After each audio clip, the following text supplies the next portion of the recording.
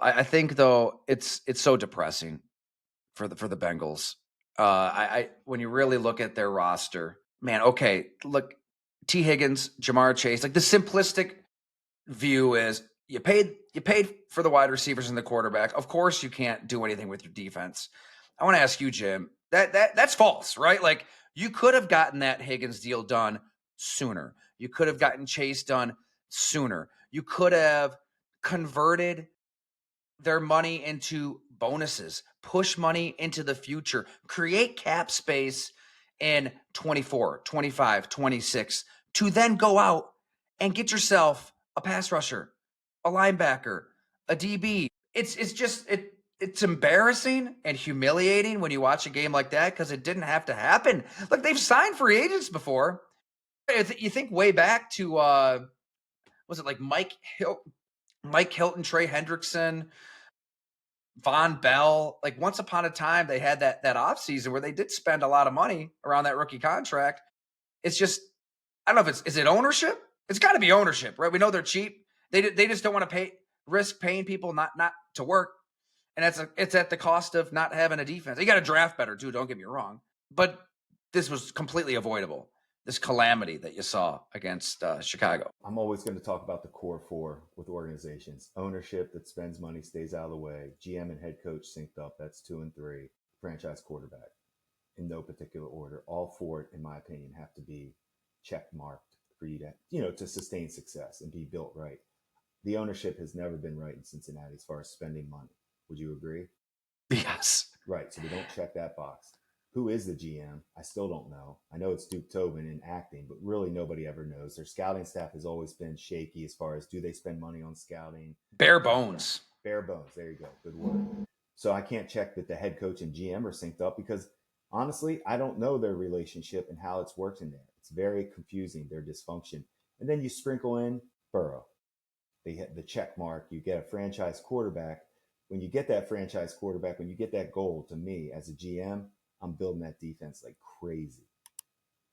The franchise quarterback is always going to make the offense right. I promise you. Build the defense, and you will be sustained success for all the years you have that quarterback. I think it's going to be a good segue into. We might as well get into what was the game of the week. But I can remember Zach Taylor at the owners' meetings, sitting by him there, and it was really telling. I mean, he was pretty open for a head coach in a media setting where he's basically said we got to get back to the basics. We got to get back to fundamentals. We have to learn how to tackle. And they planned on playing guys in the exhibition games with Al Golden, their new defensive coordinator, replacing Lou Anarumo, who's doing a pretty damn good job in Indianapolis. He's a college coach, right? He's teaching 18, 19, 20, 21-year-olds how to tackle, like how to take the ball away, how to punch it out. Notre Dame had all these turnovers. And so in theory, like you can follow Zach Taylor's logic. Okay, figure out a way to not tackle like ass, as my pal Paul Danner Jr. said earlier in the offseason.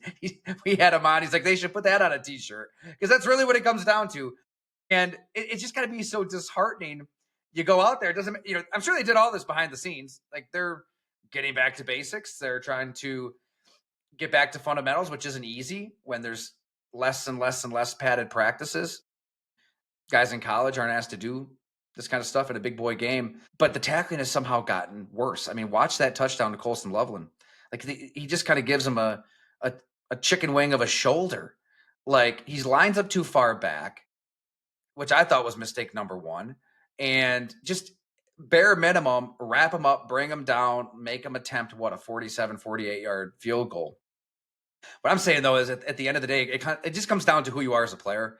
And the Bengals just haven't emphasized defense to take advantage of this Joe Burrow window. And too much debate Brandon Beane has here in Western New York. They spent this offseason acquiring Joey Bosa, Michael Hoyt, Larry Ogunjobi, drafting Maxwell Hairston, drafting 5 defensive players with the first 5 picks before they get around to a blocking tight end, by the way. It was defense. Here you go, Sean. Here are all of the options at your disposal. So when attrition, as we see, naturally occurs and you lose a Ned Oliver to a torn bicep and Michael Hoyt now to a torn Achilles, man, those are huge injuries, especially Hoyt. Man, he looked so good. You've got other options, and I just feel like there's substance to the Bills roster that you don't see in Cincinnati's roster, in Miami's roster, and they're built to win in the playoffs, built to win against good teams.